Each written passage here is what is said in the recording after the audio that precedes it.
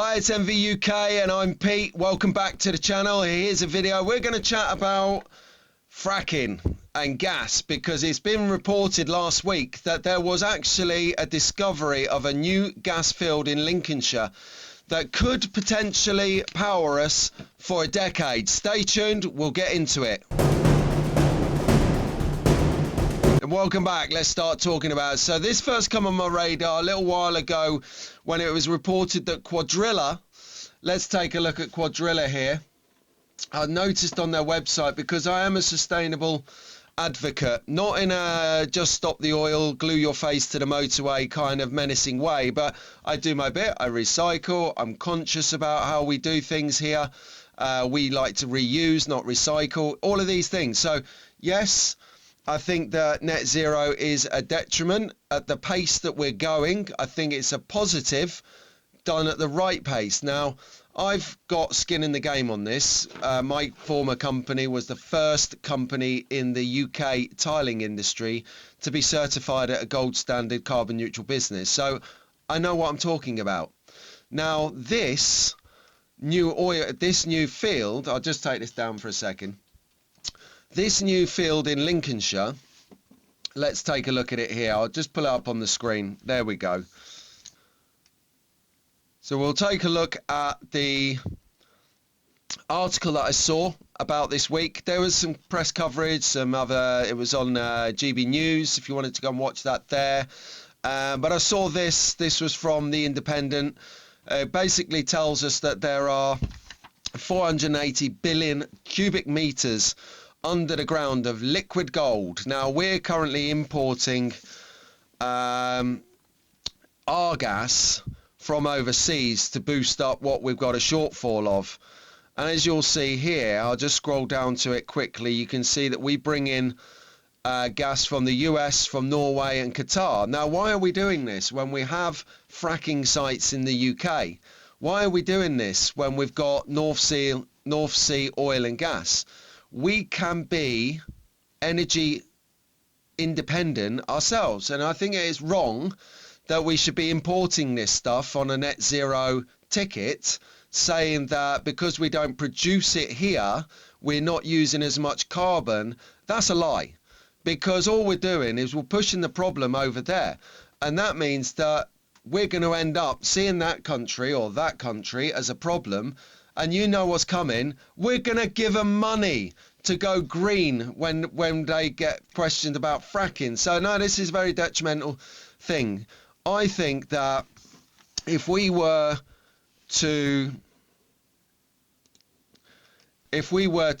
use the gas just in Lincolnshire on its own, it's estimated it would add £112 billion to the GDP. But here's the rub. It involves fracking to get the gas out of the floor. And the fracking is a term called hydraulic fracturing, and it basically fractures the rock to release a gas. The gas then is used and extracted. Now, this is totally natural to use these gases. These are self-regenerating gases. So I don't understand why there's the resistance to it. Actually, I do. When they were doing their fracking in Preston, up in Lancashire, what the local people and activists reported were earthquakes. They reported earthquakes. They're not earthquakes. The tremor that was created by the reaction of fracking was no more detrimental than a garbage truck, a dustbin van, dustbin wagon going down the street collecting the bins. But it's media spin. It's mainstream media spin at its finest, telling us that there's earthquakes, the world's going to fall in. Utter tush. Utter tush. Even people like Egdon Resources have reported that to frack and make our own gas here is greener than importing gas from unregulated countries. That's what we're doing. We're hiding our regulation under the carpet, using countries that have looser regulations and buying it from them. We're empowering people when we should be empowering ourselves. Anyway, so this is bad news for us. It's good news that we've got a massive gas field. It's bad news that Ed Miliband is the environmental secretary.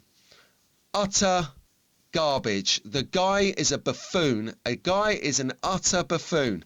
He's hell-bent on solar panels. I'm sorry, but we're not the country that gets 11 months of sun. We're the country that gets 11 months of the worst weather possible. We're in a microclimate that is the UK of just disastrous weather. I know it. I've had a leaky roof. It's leaked for 3 months. Not a let up. Anyway, I digress. So if we take a look at the site up in Preston here, you can see Preston New Road shale exploration site. This is on their own website, as you can see at the top here. Quadrilla went to the media section and they give notice that they are actually enforced by law to withdraw from the site and pour concrete down the hole. They're going to pour concrete down the hole of a natural gas resource that could power and enrich the country. We're self-harming. Can you not see this, Ed Miliband? You're self-harming us. Why? Anyway, they want to plug the holes with concrete in, I think they said June. Let me see. So they've started in the second half of February, removing the coil tubing units from the ground, and then it will take 6 weeks here to complete the work on both wells. Well, I'm welling up here. This is not on. So anyway, I just wanted to report this because this is going to be swept under the carpet and forgotten about under the guise of the BBC or Channel 4 or ITV. You know, basically the government's mouthpieces. They'll say what they want through fear of being cancelled by the off communists. I don't have that restriction, so I'm going to say, as it is, we need to frack, we need to get our own gas, we need to use North Sea oil. We've got a license to use them until 2030, 2035, but Ed Miliband is hell-bent on trying to make a name for himself. Well, I'm telling you now, you're not making a name for yourself. The only name you're making for yourself is Prime Pillock.